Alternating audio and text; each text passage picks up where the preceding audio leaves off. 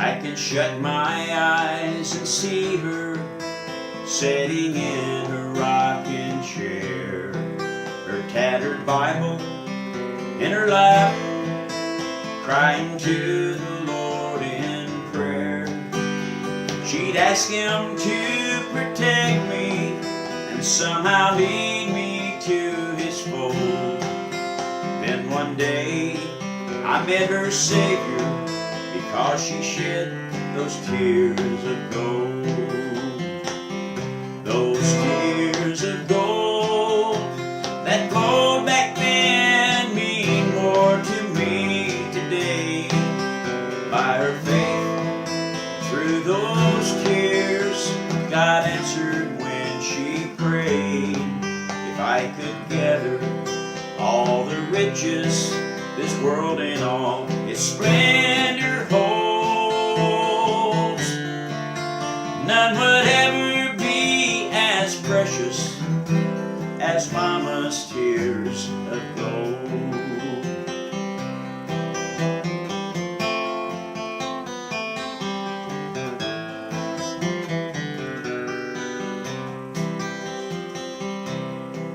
I'd love to tell her that I love her.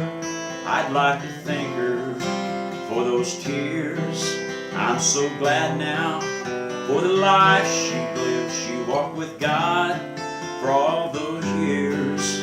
But she's gone now, how I miss her.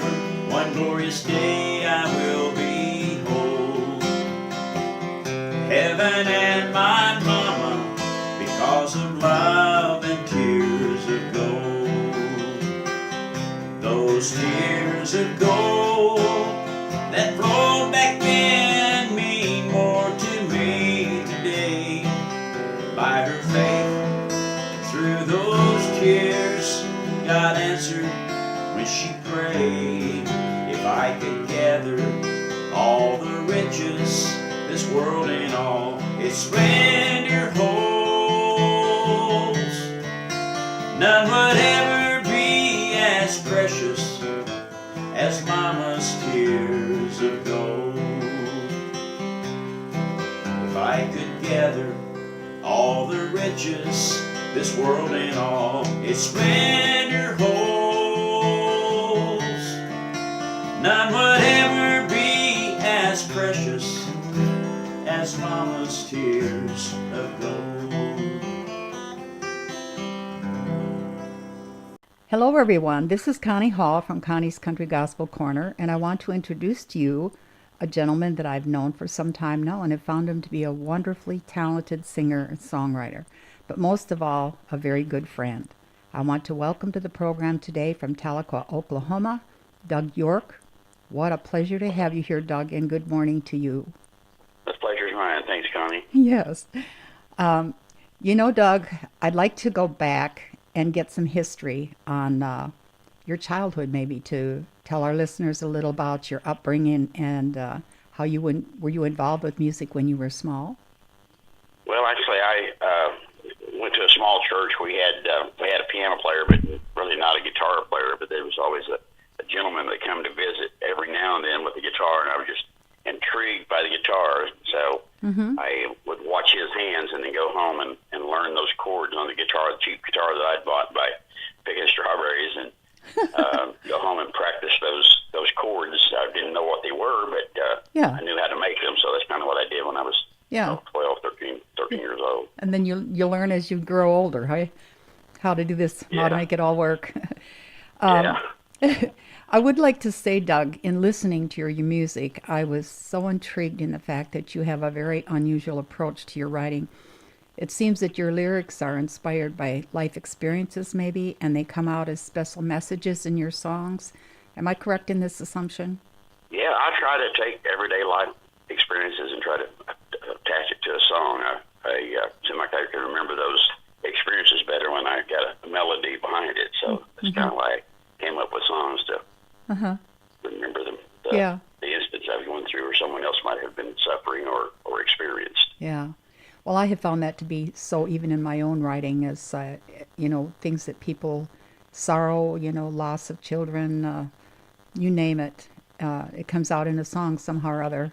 And I think God means them to be that way, so we have something to share with people. Yeah. Now, at the beginning of the program today, we kicked it off with your own composition. Could you tell us about that song and how it came to be? Yeah, the first song is actually called Tears of Gold, and that's the song that was inspired by my mom. I had a praying mom, thank God that I did. There's no telling where I might be, but she was really instrumental in keeping my feet on the ground. And when she passed away, I wrote this song just a couple days after she had passed. And but this is called Tears of Gold, and it really kind of it helps to tell the story of my mom and her dedication to the Lord, and how that dedication has kept my feet on the ground. Yeah. Well, you had mentioned about walking into your house and finding her on her knees in prayer for you. Oh, many times. Come home from school and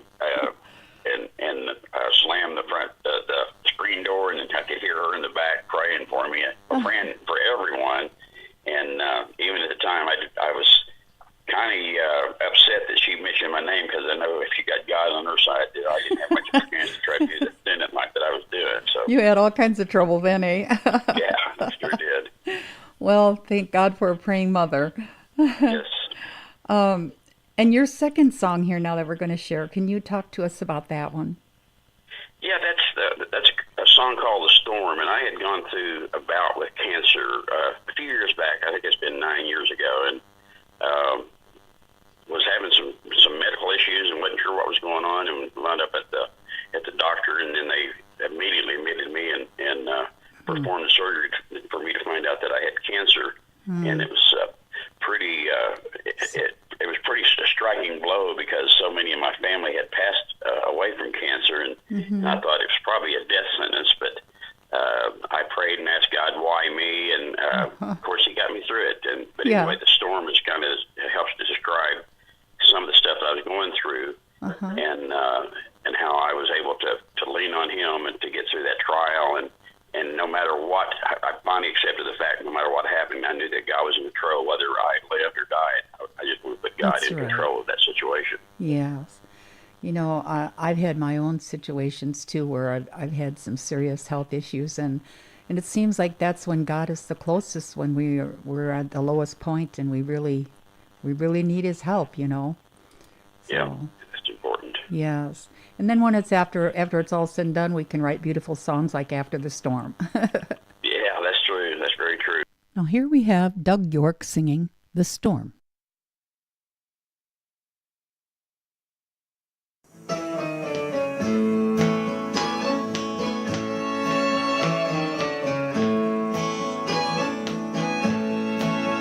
always been here to protect me. You gave me hope when I had none. Through each trial, you've never left me.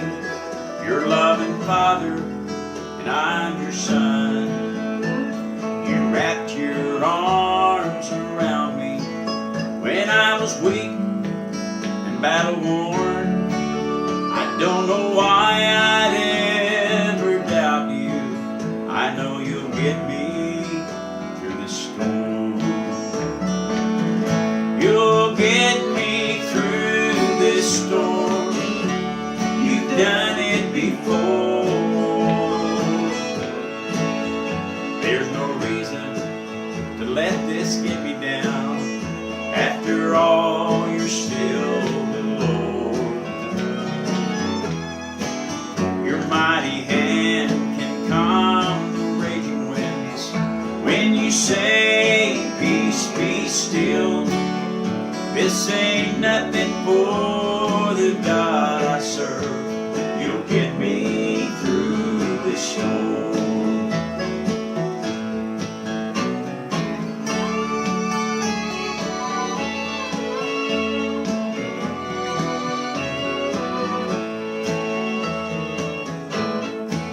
This may not turn out as I had planned it, but I know you know what's best for me.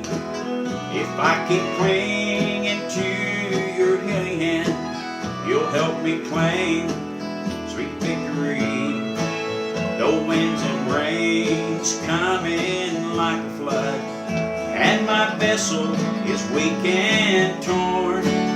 I can't forget that you're the only one who can get me through the storm. You'll get me through this storm. You've done it before. There's no reason to let this get me down. After all, you're still the Lord. Your mighty hand can calm the raging winds. When you say, peace be still, this ain't nothing for the God I serve. You get me through the storm. You'll get me through this storm. You've done it before. There's no reason to let this get me down. After all, you're still the Lord. Your mighty hand can calm the raging winds. When you say, peace be still, this ain't nothing for the God I serve. You'll get me through this storm. No, this ain't nothing for the God I serve. You'll get me through the storm.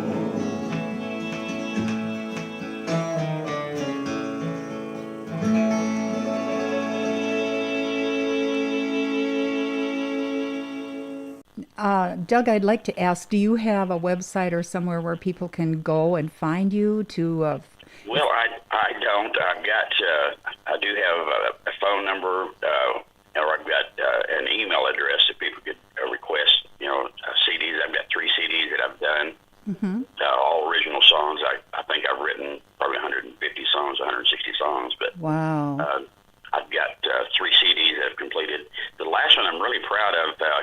It talks about there's a gentleman by the name of Tim Crouch that helped produce that, and I'm really, really just amazed with his talent. He had worked with the likes of Alan Jackson and Dolly Parton and people in that class, and heard one of my songs on one of the internet sites that I had put it on, and really liked the style, and so he asked if he could be a producer on my last project, and he is, and Oh, wow. just did an incredible job on the stuff, just really kind of interpreted the way I had in mind in my head. So very, very talented young man.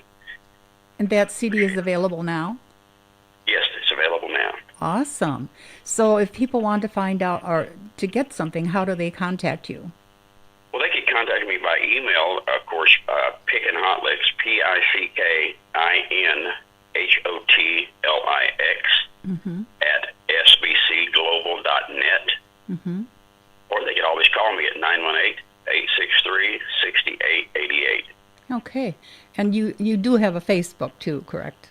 That's correct. That's correct. You can go on Doug York and request friends, and we'll certainly link up, and I'd love to do that. Well, it's been a true pleasure to have you, Doug, come on the program here today and sharing your talent and your music. But as we close out the program, we have another song that we'd like you to tell us a little about, if you wouldn't mind. Yeah, this song is called "Put Legs on Your Prayers," and that actually came to be a true life experience. I was in outside sales and was in an area of this town that I was working in at the time, and noticed an older lady mowing her grass, and I come to find out she was 94, 95 years old. Oh, wow. And it made me mad that she was out there mowing her grass when her friends or neighbors or family wouldn't lend a hand to help her get her grass mowed. And so as I drove by, I thought to myself, I said, I can't believe they're not helping her. And so I went around the corner, and I said, well, I don't really have time to stop and help her, but I can pray for her. So got to thinking about that prayer, and that prayer didn't have a whole lot of strength, because I thought to myself, I need to put legs on my prayers. I mean, people can pray. I think the prayer is really, really important. Yes. But sometimes putting lays on your prayers is more important. So I Yeah. made a circle and stopped back and gave her my business card and told her, when you ever need your grass mowed, call me. I felt convicted. So anyway, come to find out, to make the story shorter, she did pass away a couple of weeks later. But anyway, just impressed on me to try to make an impact by stopping, and prayer again is important, but getting dirt on your hands is just as important. But anyway, that's how the song started, even though the song doesn't mention that in it at all. That's kind of what started the song, with put lays on your prayers. And anyway, that's hit home with me, and again, I just kind of like life set the music with me for that song, put lays on your prayers. Yeah. And then the song itself has a story that kind of followed up with that, right? Yes. There was, as I left town that day, there was a gentleman stalled on the side of the road, and the same thing came to mind. I was wondering, did he have anybody that could help him? And so that's kind of how the song, even more from there, about putting lays on your prayers. So God works in mysterious ways his wonders to perform, right? He does. Doug, is there anything that you might have on your heart to share with the listeners today? Feel free to do that here. Well, I appreciate the life's lessons that God gives us. If we can use those and apply them to our life, then we can certainly gain by that. It's the little things that you do that count the most with God, and I appreciate him giving me those examples to live by and to follow, and everyday occurrences that happen that you can learn to grow and be an example to the world, which is certainly what the world needs today. Yes. And you are married, is that correct? Yes, been married for 47 years to a wonderful, wonderful woman. We have 3 children and 4 great-grandchildren, and we just love each other so much, and she was so instrumental. My wife was so instrumental in getting me through my surgery and getting me through life and helping me to grow up. So I appreciate her so much. Grow up, huh? Yeah. I think that's funny. But I've gone to your Facebook enough, so I've seen your pictures, and I think you look like a very happy young couple when you watch you two of you. So I appreciate the young response there. Yeah, absolutely. Well, Doug, it's been wonderful to have you on the program, and I wish you nothing but the very best, and I thank you for your time and sharing here today. Connie, appreciate you. God bless you. Yes, you too. I want to thank all of you for coming to Connie's Country Gospel Corner today. Please share with your friends and come back again next month, where we'll have a very special artist for you. And here now is Doug York doing another masterpiece called Put Legs on Your Prayers.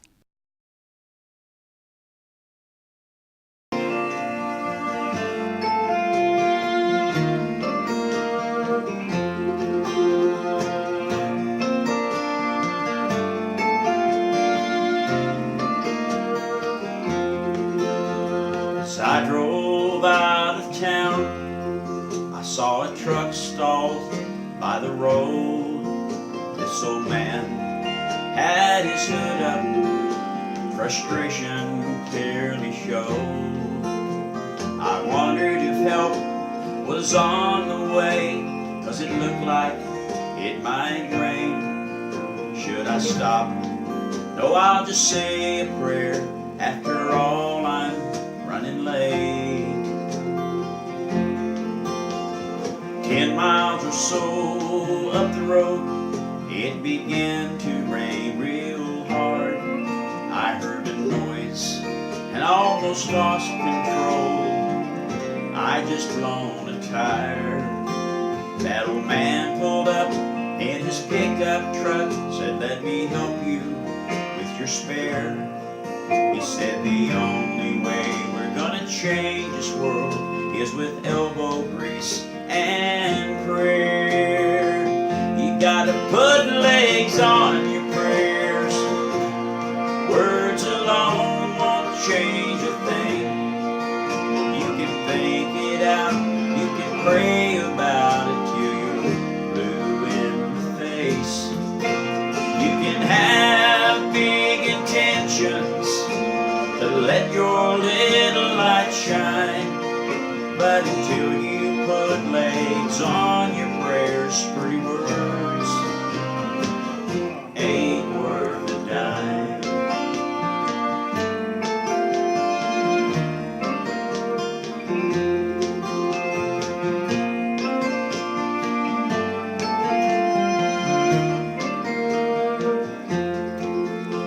I felt so ashamed. I passed him by and didn't help. I learned a lesson there in the pouring rain. Don't just think about yourself. I apologized and shook his hand. He said, I guess I'd better go. He smiled at me and said, I hope that helped. I said, more than you'll ever know. As that old man drove away, a rainbow filled the sky. The thought occurred to me, could it be he was an angel from on high? He said, put legs on your prayers.